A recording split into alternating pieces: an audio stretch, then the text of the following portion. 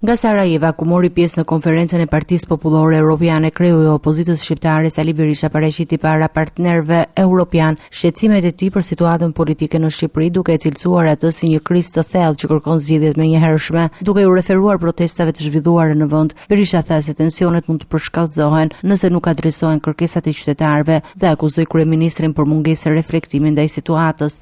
Shqipëria ndodhet në sadhën e urgjencës, është vërtet një llom urgjence, po përballet me protesta që nuk janë parë më parë, edhe mënyra se si kryeministri po i trajton është shumë cinike, madje më shumë se cinike. Vendi ka nevojë për një zgjidhje paqësore dhe civile, duke shmangur një përplasje të mundshme që mund ta kthejë vendin shumë vite pas, ose në një regres të rënd. Lëvizja është e pandalshme, ju them këtë, nuk është vetëm një lëvizje partisime, por është e pandalshme. Sipas tij, rruga për dalje nga kriza kalon përmes krijimit një qeverie kujdestare e cila do të administronte procesin zgjedhor dhe do të garantonte standarde demokratike. Është me rëndësi themelore që kjo të merret seriozisht dhe të gjendet një zgjidhje paqësore me një qeveri kujdestare që të çojë vendin drejt zgjedhjeve të lira dhe të ndershme. Këto janë edhe kërkesat kryesore të tyre, përfshirë dhe dorëheqjen e kryeministrit, por më e rëndësishmja është zgjidhja e kësaj krize në mënyrë të qytetëruar dhe paqësore, duke shmangur çdo përplasje që mund të ndodhë. Gjatë fjalës së tij, Berisha ndaloi edhe tek projekti i zhvillimit në zonën e Zvërnecit, duke kërkuar respektimin e standardeve mjedisore europiane dhe legjislacionit që mbron habitatet natyrore.